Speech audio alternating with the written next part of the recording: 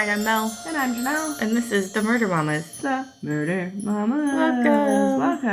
Welcome. It is almost Thanksgiving. It is almost Thanksgiving.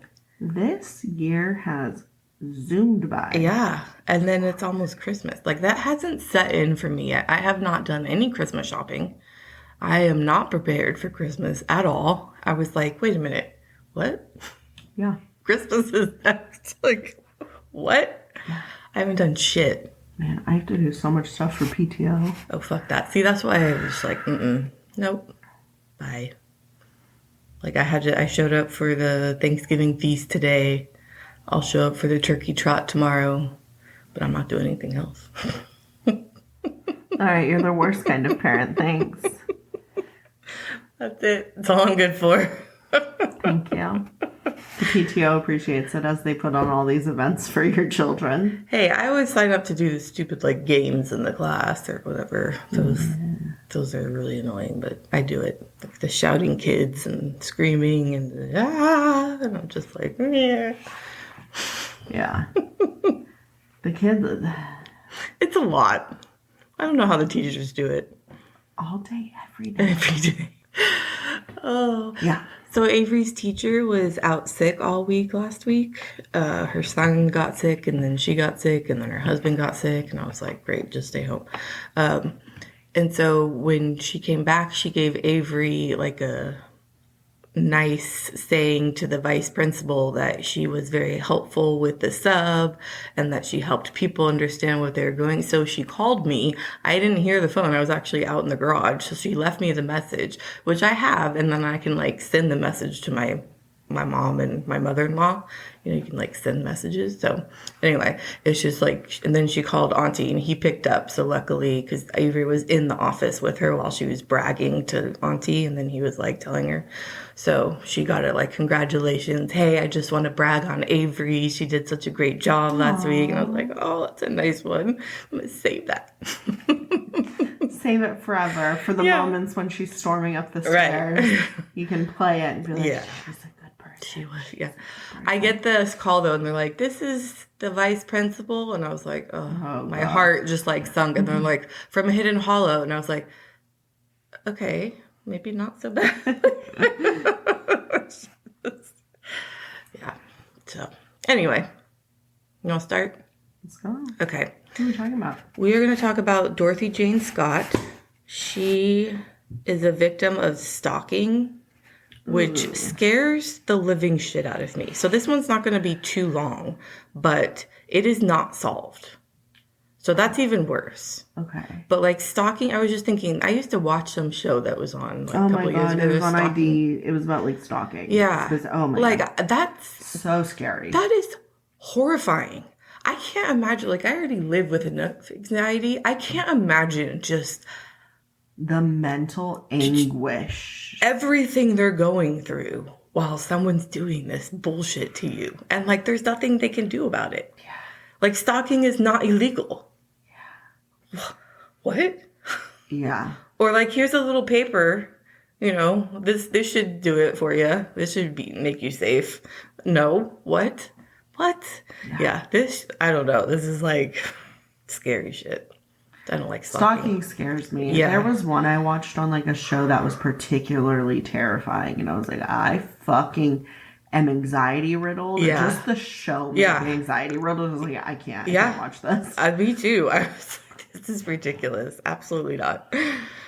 Okay. So we're going to talk about Dorothy. She was 32 at the time that she disappeared. She lived in Staten, which is a suburb of Orange County in California. I've never even heard of it. I had to look it up. There's like, because it's by Anaheim. Okay. And so, like, I used to live by Anaheim, so I don't know. So she lived there with her aunt and her 4-year-old son. She was a single mom. She didn't do a whole lot. Her aunt and her friends and her parents said she was dedicated to going to church and like working to provide for her son. So she didn't go out a lot. Okay. It was literally go to work, come home, and spend time with her son. Okay. She worked full-time as a secretary at Swingers and Pipe Shop in Anaheim, and then also at Custom John's Head Shop. So she was like payroll and that kind of thing doing at those shops. She worked at both of them. Both of them were in like the same outside mall area strip shop. And they were once owned by her father, but he had just sold those shops to a different person, but he still worked there doing like maintenance and like kept up. I think he just kind of wanted to hang out there and not really give up his shop business. Yeah. Okay. So he would do like maintenance and stuff, but she worked there as a secretary at both shops. Okay. I guess I should say, I don't know, like everybody knows what a head shop is. I just want everybody to know. Like glass pipes and bongs. I don't know. Auntie and I were talking about this earlier, and they're like, do kids even know what bongs are these days? And I'm like, I don't know. I feel like everyone smokes from vapes now. Yeah, that's like, what I'm saying. Like, I don't, like, is that do still people a even thing? smoke like flower weed anymore? Because that. I think that's still around. Hey. Okay. So her dad had head shops which sell like glass pipes. I always thought those were interesting because you'd find like meth pipes in them too, and like crack pipes. Like they would sell those as well as like weed pipes. Yeah, I don't really know the difference of those. So, is there a difference? Yeah. I don't smoke crack. So. Well, I don't either. But like you've seen a show or two, have you not? I have, but Okay, I just so like the crack pipes are like short. yeah, the short little ones. But Yeah, and then like the meth one is the big circle. It's like a pipe. With the the big circle, yeah, you put it in and then you spin okay. it. Yeah, I know what you mean. Come on. Yeah, I don't know. I'm sorry. I'm just. Jeez. I smoke pot. Okay. You vape pot. There's a vape. difference. Okay. Anyway, so Dorothy had actually started to get worried a bit. She was having some Sounded very weird. Canadian with that. A bit. She was having weird phone calls that started in October of 1979. So she invested a lot of her time in martial arts. She thought about getting a gun, but she decided against it because she had a 4-year-old at home and didn't want the responsibility with What a responsible parent. it. So she took martial arts classes instead. What a responsible parent. Yeah. So she started getting these calls and like this. So biometric gun safes are really important if you have a gun. What? A biometric one. Oh, what does that do? You don't have to put a code in. Oh, you put your You finger. can only unlock with your finger. Yeah. So like our gun safe only unlocks to my 2 fingers and Chris's 2 fingers. Yeah. There is no code. Yeah. So like the kids could never figure it out. Right. And it will not open with their fingers. That's good. So Yeah. really important. Yeah. If you have guns. No, it Make is sure important. You lock them Yeah. so your kids don't die. Okay, thanks. Or kill you, which happens frequently. That's what I was like. I don't want to be killed by my kids. That scares that's another thing that scares the shit No, out just of like me. accidentally. Oh, yeah, You know, like yeah, they accidentally like shoot the gun off and then either kill their sibling, No, themselves, yeah, I you. can't imagine that. Yeah. Anyways, Yeah. I'll get off my high horse about making sure you safe store your weapons. We don't have any. All right. So she kept getting these calls, and it was a guy calling, and he would say nice things to her at first and be like, hey, you look nice. But like he knew things about her that she was like, I don't understand how you know, like, I don't know who you are. How do you know these things about me? She told her friends about it and her parents, and she said she recognized the voice, but she couldn't place it. Like she had heard his voice before, but she didn't know it as in it was like a close relative or a friend or something. Okay. So she turned him down and kept saying like, I don't understand why you're calling me. I don't want to be with you. Like, this is weird. Please stop. And then he started turning dark and started threatening her. This was before caller ID or cell phones because this is in 79. So the cops had when they did find out about this and they were tracing the phones, they had a really hard time because, you know, if you only speak for a couple seconds or whatever, then you hang up, they can't trace it. So he was doing that. One night, he had told her to look outside her window, and she found a dead rose on her windshield. So now she was like, oh, fuck. Now he knows, like, what car I'm driving. He knows where I live. He knows my phone number. Like, who the fuck is this person? And why does he keep calling? So, yeah, so he would tell her, like, what she was doing and what she was wearing when he was calling her, too. So, obviously, he was close by and was, like, looking at her. So, I'm like, from a payphone, I'm assuming? I don't know. Like, how would, or he found her and then went back home and said what she was wearing, like that, you know what I mean? Like, where was he calling from? This is 79. They don't have cell phones or anything. I didn't even clock that. Yeah, like, he's telling her, like, what she's doing. Like, hey, I'm watching you do this right now. And then threaten her or do whatever. I don't know. So, like, that's, you know, like, where's he calling from in 79? Is there a payphone? Did he, like... Is he to live across the street? Like, what the fuck is happening? You know what I mean? So like, creepy. What is that? So, yeah. That is so creepy. Yeah. Well, just like it takes away all the security you feel of your own, like in your own home, and just like navigating life, right? Yeah. Like, ugh. Yeah, that takes away Yeah, and your home is supposed to be your safe space. Yeah, and I can't imagine. So now she's thinking, okay, this is an actual threat. Like, maybe I should pay attention to this. Like, this is getting to be too much. He told her what kind of ring that she always wears, which was a turquoise ring.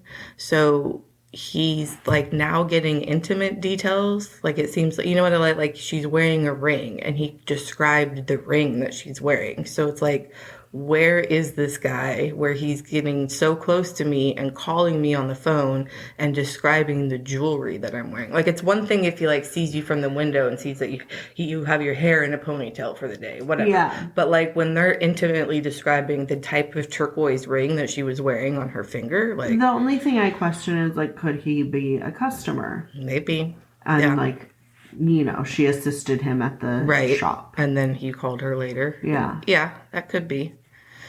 Yeah, so... Like, that's the only thing I could think of where you would be, like, close enough to someone. Right. Or is he someone who frequents a business that she goes in where, like, she's asked for help from him? Yeah.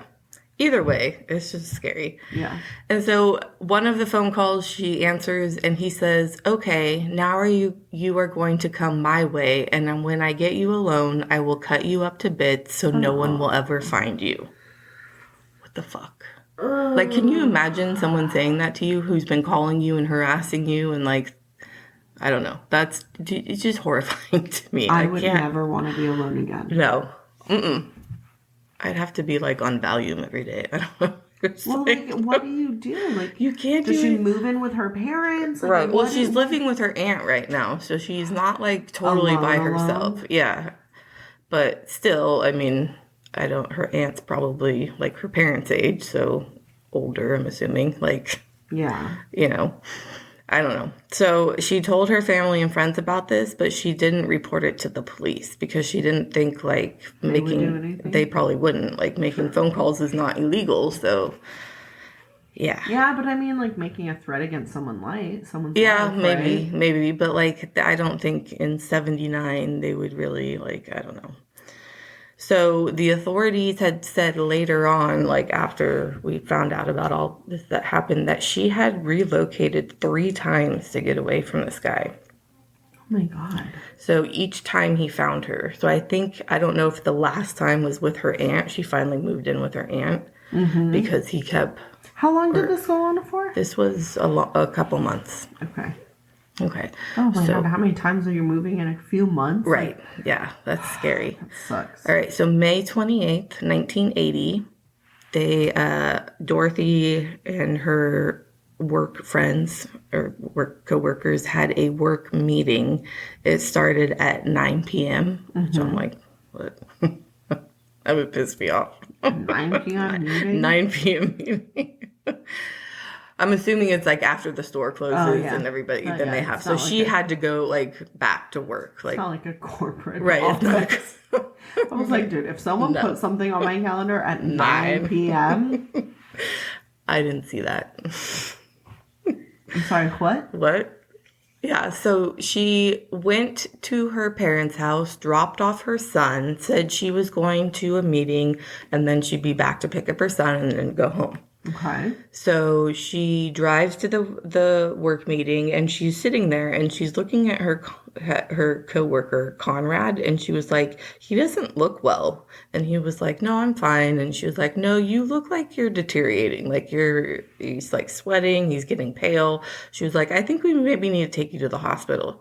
So she took Conrad and Pam, another one of her coworkers, to the hospital. But on the way to the hospital, Pam stopped by her parents again and said, "Hey, I'm taking my coworker to the hospital. I'm going to be late." Mm-hmm. And she changed her scarf out of a black one to a red one. Okay. Just a point. And so they get to the hospital, and they were like, "Yeah, you got bit by a black widow." So Oh my God. it was pretty serious. And he was in surgery, or I don't know what they were doing, but it took 2 hours to get him like situated and calmed down and all that stuff. So Wow. it's just like, yeah, we have lots of. Have you ever run into a black widow? Yeah, we used to have one living behind our dryer. We had many outside in our flower pots that my mom just let me play with and water constantly. There were like, and then I would like look in the plant, there'd be like 10 of them just walking around. I'm like, what the fuck is happening here? This black widow. Like, you're just allowing me to water the potted plants with the black widows living in there? What the no. I have a really funny black widow story that I will not tell here unless you promise to edit it out. I'll edit it out. It involved, I'll tell you after. Okay. Okay. So, the coworkers, so Pam and Dorothy waited for him in the waiting room. It was about 2 hours. Pam said that they were talking, they were watching TV, and they were reading magazines, but never did she like step away or like walk away from her. They were always together. Uh-huh. Conrad gets released, and he has to go down to get some medicine, antibiotics, sorry, I couldn't think of the word, from the pharmacy in the hospital. So Pam was like, "Hey, I'm going to wait with him." And then Dorothy was like, "I'm going to go get my car from the parking lot and then drive it up so you guys don't have to walk." So she heads out, and they're like waiting there. They get his prescription filled. They go both use the restroom, and then they meet out front. So it's been like a while. Like it's been like 15, 20 minutes. So she should have been sitting there waiting for them, and she wasn't. So they're out there and they're looking, and they like kind of walk into the parking lot, and they see her car coming towards them at a high rate of speed with the headlight, like the bright lights, the beamers on, and they just comes at you. So they could not see who was actually driving the car. And then it turned right and sped off, and they were like, that was her car. Like, what? WTF? What the fuck? Like, Yeah. you just, like, so then they said they thought, like, well, maybe something happened with her son and she had to get there. But I'm like, how would she know? Like, the hospital, like, what? There's no time. Like, Pam said that they were hanging out the whole time. Like, she didn't get a phone call. She didn't go anywhere. Like, that's not a possibility. So then they waited there for 2 hours. For her to come back. For her to come back. Because, like, no cell phone. Can you imagine? Like, they're just sitting there for 2 hours because they have no ride. Like, what's happening? I can't imagine.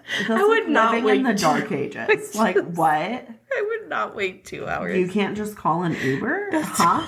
That's what I thought. You're unable to summon an Uber, right? A stranger to come pick you up. Yeah, or a taxi. I mean, I think taxis had to have existed, right? In the yeah, for sure. But like, maybe not in California and Anaheim. I don't know. In like Anaheim, that's not like there's not a there's not a need for that in Anaheim. Well, I'm saying like there's not like an airport around or anything, right? You know, like, yeah. So they waited 2 hours. So the dark ages. You might as well be making your own beer and bread. Like, with no electricity and shitting outside. Like, it is exactly the same to me. Like 2 hours? Are you fucking kidding me? Just not being able to communicate with anyone. And just not knowing, like, what happened. They're like, we just saw her car drive. Like, she's our coworker. Like, she took us here. Why would she just speed off? You know? Like, it's weird. So finally, they go to the hospital police, and they're like, hey, this thing happened with our friend. And they were like, yeah, so your friend didn't want to take you home. Like, why is that my problem? Like, what? Seriously? Like, tell the story of the speeding car. They can't tell who's behind the wheel, but no, she was just like, fuck you. I'm going to take you to hospital, but I'm done. I'm over it. Hey, I waited this entire time very patiently, and then the last 15 minutes was just too fucking long. Couldn't do it. Peace out. Like, what? So finally, they go to call Dorothy's parents, and they're like, hey, have you seen Dorothy? Is she back there? How the fuck do they have Dorothy's parents' phone number? I don't know. They looked I guess Dorothy's dad putzed around the shop, right? Because it was like his shop. Yeah. It's like maybe they... But like, yeah, and I think... God, you have to have like a mental bank of phone numbers? Well, they probably... And you could dial like, what was it, 41... Or like you could dial and ask the operator for a phone number back then. What? You weren't alive during that time? No. You could dial like 0 or something, and the operator would come on, and you're like, "Can I get the phone number to blah blah blah?" You could use. I'm speechless. Wait, you could use the operator like Google? Yeah. Like, she'd be like, hey, and I'm like, okay, I need the phone number for this. She's like, okay, well, I found this one, and this one off of this street. And I'd be like, oh, it's that one. And then she would give me all the information. Hi, I'm looking for Domino's. Yeah. And she'd be like, okay, do you want the Domino's on Woodland Hills, or do you want the Domino's on Kingwood? Exactly. And you'd be like, oh, Woodland Hills. Okay, their phone number is blah, blah, blah, blah, blah, blah, blah. Yes. And she'd give me the address if I wanted it, too. Because we didn't have, like, if I didn't know where it was. Yes, you don't... Oh my God, I'm so old. Yeah, you could just call and like figure out. I mean, it's in the phone book too, but like, I don't know, did they have phone book? I'm sure they did. I did not exist. I was not a person. Fuck, the phone book was fucking horrible. I mean, I remember phone books. We would get them, like, they would drop them at our house. They just kept getting thicker and thicker and thicker by the year. But no, I was not alive or old enough to know that you could call an operator who would give you phone numbers. Yeah, and someone would pick up. It wasn't like an answer machine. It was like an actual person. You could also call and find out what time the movies were playing at the movie theater. So I do remember that. But that was a recording. Yes. That wasn't an actual person. Yeah. So they were like, hey, have you seen Dorothy? And they're like, no, we haven't seen Dorothy. It's like midnight. Why would... You know, like, why would you be here? So they were like, Pam and Conrad went around the hospital trying to see if anybody recognized her, remembered her, like if they saw what happened, if she was with someone, did she leave, like what's going on? And nobody remembers her. So they end up calling the police to file a missing persons report. And they went over to Dorothy's car where it was parked, and they found a few items outside of her car, a box of Kleenex and a pack of cigarettes. And she didn't smoke, so they don't know if like this had anything to do with her abduction or not. But like, I don't think the cops did anything with that. Like, they didn't collect it or do any of that. I'm not They didn't do anything with the evidence. Like, they didn't even like bag it to keep for color. Me surprised. Like, what the fuck? So at 4:30 a.m. that morning, or that next morning, Santa Ana resident calls the police to report a fire in the area where he lives. When the police got there, they found a white Toyota station wagon. It was about 10 miles away from the hospital, and it was set on fire. Not much was left of the car, but nobody was inside the car. They did find a gas can and accelerant. The keys were in the ignition, and the driver's car was left open. Driver's side of the car. So it like what they looked at is like maybe the kidnapper had to rush from the scene. Okay. And so they're like trying to figure out, and they're looking around. Dorothy's parents receive a phone call, and it says, hey, are you related to Dorothy Scott? I've got her. And then they hang up the phone. For the next 4 years, the phone. For the next 4 years, he calls on the same day every week to talk about Dorothy to her mother, who answers the phone. And it's, hey, is she there? Hey, I'm in love with her. Hey, I killed her. Like, just all of these different taunting messages. So not only did he call Dorothy, now he's doing it to her parents. What a sick fuck. Yes. Like, what the fuck? So her parents called the police and they put a trace on the landline, hoping that the person would call and they would trace it. But they called many times, but it was super short because they knew they could be traced. So they couldn't find anything. So now the police started looking into Pam and Conrad, saying, like, you know, did they have something to do with it? And it was like, I don't think that's really, like, he had a spider bite and they went to the hospital. Like, what? That doesn't make any sense. So I don't think it was them. And the cops told the family to keep the calls private and not to tell anyone about them because they didn't want other people to find out and then have more information than the police wanted to give. But Dorothy's dad, like, got over that and he talked to a newspaper and they printed a story that came out in June of 1980 that told about Dorothy's story and about what was happening. The police, Pat Riley, was the editor for the story, and he got a phone call after the story was published by a mail caller saying he had abducted and killed Dorothy. He said he was in love with her and had caught her cheating with another man. She said that she denied having someone else, but then I killed her anyway. So the caller was giving him details about the case that even the reporter, didn't know about. And so he, like, had to verify with the cops. And then, like, none of this was ever published in paper. So, like, this has got to be him. Yeah. He also talked about how she changed the color of her scarf that night. So he knew. So, like, he must have been following. He also said that her coworker had a spider bite. So, like, how would you know? You'd have to be, like, inside the hospital because they didn't know what was wrong with him. They took him to the hospital because they were like, you look pale and not well. And they didn't find out until they were obviously, that he was bit by a black widow. So, like, this dude is, like, close. You know what I mean? Like, really close. Yeah. So he said that Dorothy had called him that night to inform him that she was going to the medical center. But, like, her coworker said she never called anybody from the hospital. So, like, maybe the only time that she could have done that was when she stopped at home to tell her parents that she was going to be late and changed her scarf. But, like, her dad was like, she's not dating anyone. Like, no, she didn't make a phone call. Like, she just didn't do it. So they start looking into her past relationships and some of her coworkers. Her father was like, she's not married. She did not date anyone. She worked morning to night. So they looked into Dorothy's ex, Dennis Terry, who was the father of her child.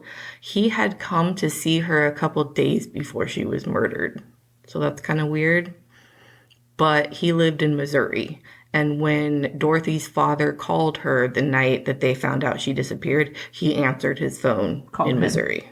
And then... You said called her. Oh, called her. Yeah, called him. And then he had, a couple hours later, called back from that line to Dorothy's parents to find out more information. So there was no possible way that, like, he could have done that because he was in Missouri and this happened in California. Okay. So I think I don't think he's a suspect at all. Okay. He just happened to be there, like, a couple days before the shit went down. So Dorothy's parents said that they didn't change their phone number because they hoped one day that they would get to speak to their daughter again. I know, it's really sad. Shut up. And so at the time of this one phone call, Dorothy's dad actually answered the phone. This was the first time. Like, the caller had always called when Dorothy's mom. And the guy didn't say anything and hung up the phone right away. So police were suspicious that maybe either he thought that the family had moved and this was a different family, or, like, the phone number had changed, or he didn't want Dorothy's dad to recognize his voice because, you know, she said, I know that voice, but I can't place it. A few months later, the calls started up again. after a worker at the Mako construction company, found human remains when they were digging to like put cables down.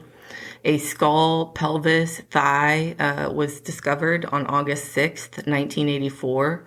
The guy who was digging it up with his crew, he was like, okay, let's be careful and not dig up any human bodies today, like joking, because like they did. And they did. And he was like, I am gonna puke. Like, oh my god. He was not okay after that. So they also found the remains of a skeletal dog, but like, which is totally weird because it was right next to her. So they weren't sure if it was her or not. Like, they just figured like maybe someone was hiking and succumbed to the elements or something. But then they tested the bones and it was hers. It was Dorothy's bones. They had concluded that she had been there for at least 2 years. This is 4 years later, so at least 2 years, but I think she's been there before. The bones were scattered all over the place, probably by animals, and they were charred as well. There was a brush fire that had gone through the area, like a couple, like, so that's how they determined that it was at least 2 years that they had been there. So they could not find any forensic evidence on this. They can't tell how she died. Like, they don't know if she died in that spot or if she was moved. Like, everything is gone. Yeah. Nothing is happening. So, near her remains, they found her turquoise ring and her watch that she was wearing, which had stopped working on May 29th, the day that she had got kidnapped, an hour after they believe, like, that she was kidnapped. So, like, it stopped working at, like, midnight. She was kidnapped at, like, 11. So, like, she was probably dead an hour after she was kidnapped. I mean, not that I, like, the best outcome is that she's alive, right? Or, like, this never happens to her. Yeah. But, like, I would rather die an hour after than live as captive. 100%. For years. Yeah, no. Yeah. No, and, I and think maybe other people don't feel that way, but like, personally, I would rather. I mean, if you've got this guy who's like ballsy enough to just threaten you and call you and do all this, and well, it's like the same thing. Like if the world ends or there's like a zombie apocalypse, like no, goodbye, I'm done. Yeah, I'm not. I do not have. I'm not walking with the dead. It's not gonna happen. Absolutely not. My anxiety could never. It's just no. It's not gonna happen. Yeah. So yeah, and maybe not everyone feels that way, but like that is strongly how I feel. Like I would rather, but then I think like, man, like if that were my kids, like I would be. If your kids, I would never give up hope. Yeah, you know. Yeah, that like they were still alive. Yeah, sure, for sure. Even though, like, that's not a fate I would want for myself. Mm-hmm. You know what I mean? Mm-hmm. I don't know how to properly handle all of that. Mm-hmm. All those complex emotions that makes me feel. Yeah. Is that it? No. Oh. Okay, so they... You looked like you were done. No. Okay, so then they finally get one more phone call. I mean, this shit just doesn't end. And the caller asks, is Dorothy home? Like, this guy is such a piece of shit. So another article comes out in August of 1984, and it's titled Dorothy Lives, and it's called, like, Dorothy Lives. Mm-hmm. And it's reported that there were no suspects at the time. Like, they published her story and talked about it and said that they had no suspects. And but then a man named Mike Butler became a suspect after an OC sheriff linked him with Dorothy and her family because he worked in the mechanic shop that was in the same strip mall that she worked in, and he lived in close proximity to them as well. People described him as odd and quirky. Man. Yeah, and so they saw each other all the time, and like her dad would talk with him because they like worked like in this, like probably next door or like 3 doors down. So they were constantly seeing each other. So I'm going to go ahead and think that like it was probably him.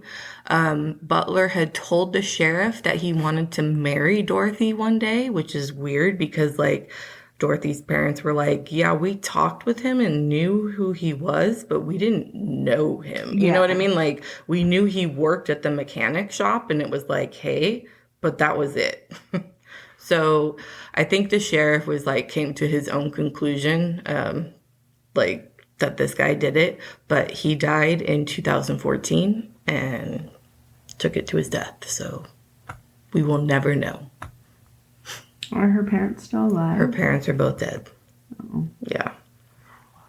So they died without finding. I mean, well, it's still not solved. So even if they were still alive, they'd still not know what happened. Man. Yeah. And that's sad. That's terrible. Yeah. So anyway, that's that one. Bye. Bye. Thanks for listening. You can find us on Instagram at The Murder Mamas. Facebook, The M Mamas. Twitter, The Murder Mamas. email, themurdermamas@gmail.com. and if you like us and are happy with our content, please leave us a review and a 5-star rating. We would appreciate it. Bye.